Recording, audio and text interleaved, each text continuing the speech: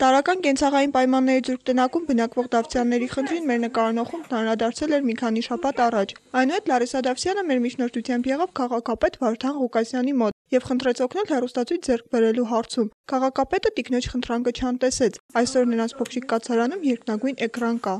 Եթե հնարավորություն լինի, գիտեք, որ տղան հաշմանդամության խնդիր ունի, քաղաքապետի հանձնարարությամբ միգուցե կլուծվի նաև աշխատանքի խնդիրը, այնպիսի աշխատանք, որը հարմար կլինի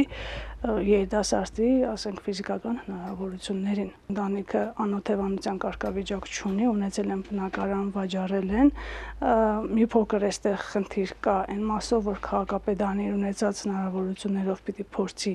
օժանդակել, դա վերանայման փուլում է։ Քաղաքապետը մինչ կվերանայի անօթևանության հարցը դավթյանները մի կերպ պետք է ապրեն։ Վարդան Ղուկասյանի հանձնարարականով այս ընտանիքը յուրաքանչյուր ամիս ստանալու է ֆինանսական օժանդակություն։ Դավթյանների խնդրանքի մի մասի կատարումն էլ իր վրա վերցրեց Ցայք հեռուստաընկերության ողջ անձնակազմը։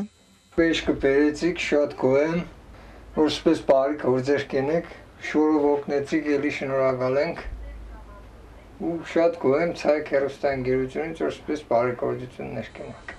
Իսկ բարեգործություն կատարելը Ցայգի սկզբունքներից առաջնայինն է։ Այն պարագայում անգամ երբ առկա եւ ներկայացվող խնդիրներին պաշտոնյաներն ու մեծահարուստ բիզնեսմենները չեն արձագանքում, մենք սեփական ուժերով միշտ էլ փորձում ենք օգնել դիմացինին, նրան, ով վստահում է մեզ, այն մարդուն, ում համար Ցայգը փրկողակ է, Շիրակի մարզի այն բնակչին, որի համար մենք հույսի միակ շողն ենք։ Արմինե Ավետիսյան, Արթուր Մարգարյան, Ազդարար։